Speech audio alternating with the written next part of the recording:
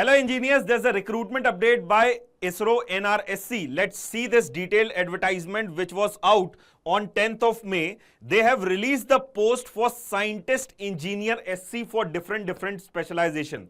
The first post is for the specialization of forestry and ecology. Post code is 20, number of posts are 2, and the essential qualification required is MSc in botany, forestry, or BSc in botany, forestry, or ecology. The second one is Scientist Engineer for Geoinformatics. Post code is 21. Number of vacancies are 2 and the essential qualification required is MSc in Geoinformatics or BSc in Physics or Maths. Next one is for the specialization of Geology. Post code is 22. Number of vacancies are 5 and the essential qualification required is MSc in Geology or Applied Geology or BSc in Geology or Applied Geology. Next post is for Geophysics. Post code is 23. Number of vacancies are 2. Essential qualification is MSc or MSc Tech in Geophysics or BSc in Physics, Maths and Geology. Next one is for Urban Studies. Post code is 24. Number of vacancies are 6 and the essential qualification required is ME Tech in Urban Planning, Regional Planning or equivalent, and BE Tech in Planning or BArch. In fact, the architecture students are also eligible for this post if they have done their MArch. The next one is Scientist Engineer for the post of Water Resources. Post code is 25. Number of vacancies are 4 and the essential qualification is Civil Engineering with specialization in Water Resources, Hydrology, Soil and Water Conservation, or students who have done Agricultural Engineering with specialization in Water Resource, Hydrology, Soil and Water Conservation, or Water Resource Engineering with specialization in Water Resources, Hydrology, Soil and Water Conservation, along with BE Tech in Civil Engineering or Agricultural Engineering. The next post is for Scientist Engineer Geoinformatics. Post code is 26. Number of vacancies are 10 and it requires ME Tech in Remote Sensing and GIS, Geoinformatics, Artificial Intelligence, Machine Learning or equivalent, along with BE Tech in Computer Science or Geoinformatics. So these are all the vacancies. They have mentioned different codes for different posts. Now let's see ahead. For the post code of 20, 21, 22 and 23, the name of the post is Scientist Engineer SC. There they have mentioned the eligibility criteria.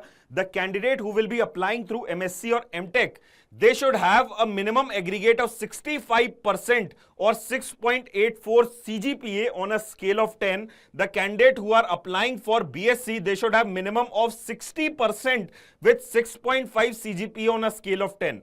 For the post code of 24, 25 and 26 Scientist Engineer, the eligibility criteria is ME Tech with an aggregate percentage of 60% or CGPA of 6.5 on a scale of 10, along with BE Tech of 65% with a CGPA of 6.84 on a scale of 10. This is the minimum eligibility criteria for applying for these posts. Let's see ahead in this notification. They have mentioned a lot of details here regarding the different certificates and all those things. So these are the nature of jobs. So for every specialization they have mentioned the nature of jobs. Like for forestry and ecology, they have mentioned the entire paragraph. You can go through this detailed notification that we can provide in our Telegram group. So the link of the Telegram group is given to you in the description box. You can join it. The place of posting can be, here they have clearly mentioned that the selected candidates are required to perform duties at one or more of our technical facilities of NRSC located at Hyderabad or Shadnagar. Along with that, some more names are also mentioned here. Here is the pay allowance that they have mentioned, that the Scientist Engineer which will be recruited on level 10 of the pay matrix as per 7th pay commission, and the pay scale will be in the range of 56,100 to 1,77,500. On an average, the gross emolument that the candidate will be getting is 85,833 along with basic pay and DA, that is approximately 55% of the basic pay. Then you can see here, they have mentioned the upper age limit. So for the post code of 20, 21, 22 and 23, the age limit is from 18 to 28 years. Minimum is 18, upper age limit is 28 years. For the post code of 24, 25 and 26, the lower age limit or the minimum age is 18 and the upper age limit is 30 years. These ages are also relaxed. You can just go through the notification. The application fees is 750 rupees only. So you have to apply online by visiting the official website of ISRO NRSC, and there you will get the link for applying online. Here they have mentioned about the details of what documents are required and what size of documents you need to upload while applying online. The selection process is you have to face the test followed by the personal interview. So this is the description of the test. So your test will be divided into three parts: part A, part B and part C. Part A is area or discipline specific part. It will be having 60 MCQs for 60 marks. Every question will be of 1 mark and it contains 33% negative marking.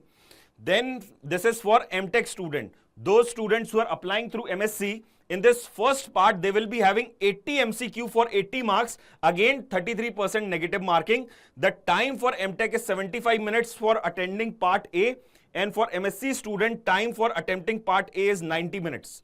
For part B, it is aptitude or ability test for both the type of candidates, whether they are MTech candidates or MSc candidates.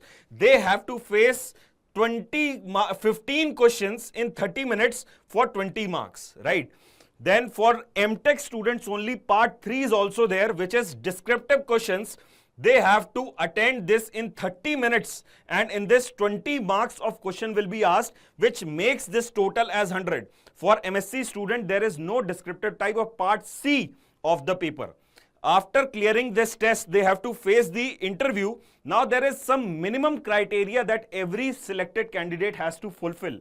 In each of the part, for the post from 20 to 23, the candidate has to secure minimum of 50%.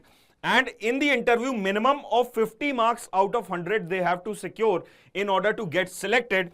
So on an average, aggregate 60% and above the candidate should have, that will be shortlisted for the post. Then for the post 24 to 26, minimum 50% part, minimum 50% of marks they have to score in all the three parts A, B and C, and minimum 50 marks they have scored out of 100 in the interview, which makes their aggregate again to be 60%. Okay, sir. So this is for PWD candidates. They have some relaxed criteria. For part A and B, the minimum they have to score is 40%. This is for post of 20 to 23.